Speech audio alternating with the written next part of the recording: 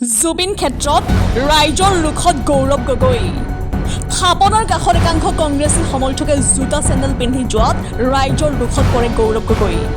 আমি পুনৰবাৰ জনাইছোঁ এই মুহূৰ্তত জুবিন ক্ষেত্ৰত ৰাইজৰ লোকত গৌৰৱ গগৈ